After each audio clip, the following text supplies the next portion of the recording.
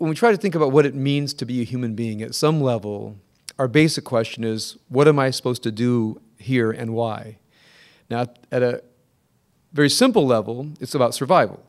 Meaning, I think there's a certain point where the human being was interested in having enough food to eat and protecting oneself and finding one's mate, understanding who's in one's tribe, defending the borders, etc. So the basic requirements of food and shelter and community propagation and so forth are just a part of what we're trying to figure out what to do, because the minute you have tribal relationships, the minute we live in community with other people, then issues of fairness and justice are immediately there.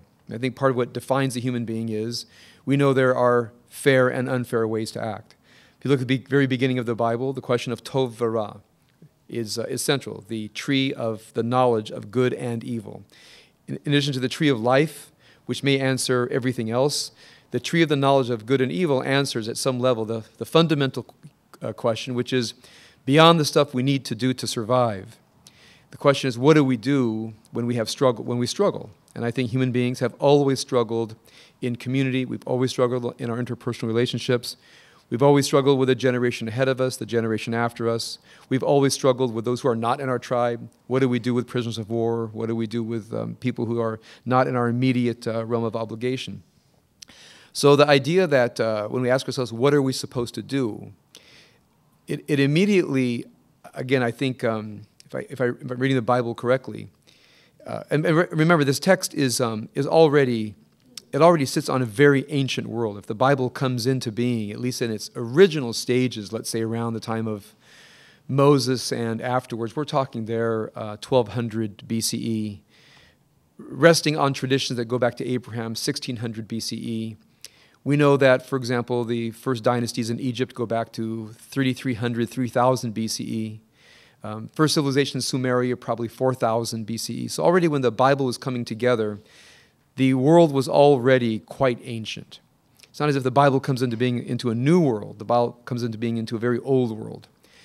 So when the Bible comes into being, these first 11 chapters, in my mind, are, meaning before the introduction of Abraham, they're trying to summarize what's known about the world.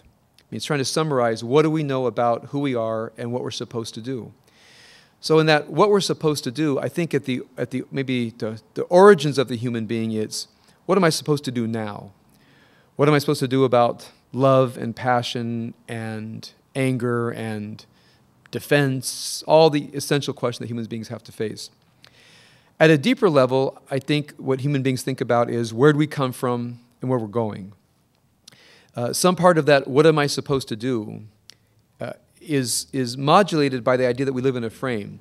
If what I'm supposed to do is just do what I feel like doing, which you've heard me say many times was the heresy of the 1970s. If you feel like it, just do it. And that didn't work out very well. So we're back to, there must be a standard. There's some kind of axiom somewhere. And the axiom seems to be that we are born into a world, not just a playground of human will, but there's a before and an after, meaning there's an origin of the human soul, there's a destiny of the human soul, therefore there's a framework in which we are living. So the question of what I'm supposed to do then translated at some level asks, what's the frame in which I'm living? What does it mean to be a human being? What generated us, and what's at the end of all this? So I think for most of us here, I mean, I grew up in a religion. You know, I mentioned to most of you, father was a non-practicing Catholic, my mother non-practicing Jewish. Told me when I was 12 that I was indeed Jewish. We joined a synagogue, went to the Hebrew school education, and I think back on it. It never really, this may sound like a strange confession, it never really occurred to me I was supposed to believe in any of it, right? Meaning I knew I was supposed to know it, but I never really thought I was supposed to take it really seriously. Meaning the world really was created in 6 days and God rested on the seventh, and there was a worldwide flood, and only one guy and his family survived it. No one ever said to me, you must believe this. What they said to me is, you have to know this. In order to be a good Jew, you have to know this. So there was really no claim, since I was very young, any claim to my inner life. No one told me what to believe.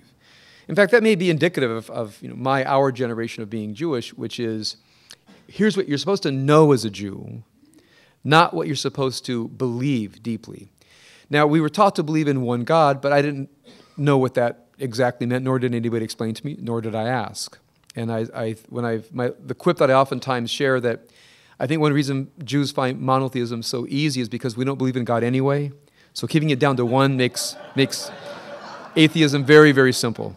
So it's not that I believed in many gods. I really didn't even believe in one God, but at least not believing in one God I could handle. Meaning, it's not that I disbelieved. I had no idea what it could possibly mean.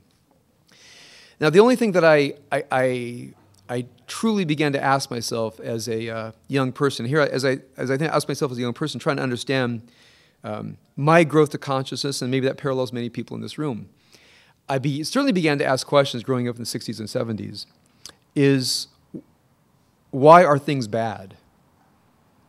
Why do people do cruel things? So I grew up in a time still where there was a great deal of social injustice.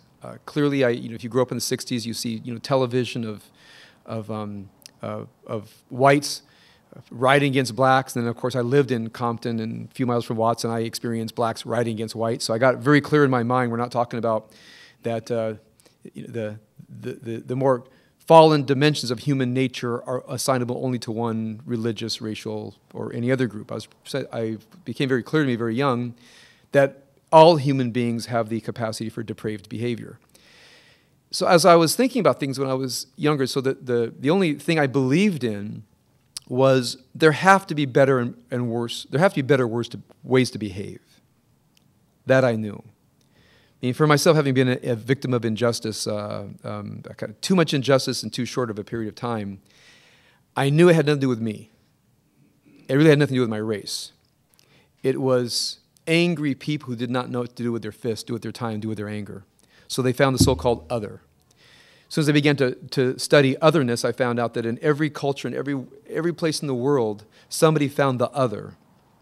It could be a racial other, it could be a political other, it could be a gender other. Everybody found another, and they projected all of their hatred, all of their dissatisfaction with humanity on that other, believing if we could just get rid of, hurt, punish that other, the world would be better. So that very young experience of my mind, of what I would later call the depravity of the human condition, meaning when we're under stress, we look for the other. And sometimes in marriage, it's your spouse is the other. It can't be my fault, therefore it must be your fault. I feel so bad, this can't come within, therefore it must be you. That's probably the bottom line of the 10 Commandments of a successful marriage people want me to keep talking about. I ask myself, why is that so interesting? It's not, I don't say anything people don't know, and I think people want to be reminded of the great fault in our nature is the default position of not taking responsibility for our emotions, not taking responsibility for our thoughts and our feelings. The default position is, I could only feel this badly if someone were doing this to me.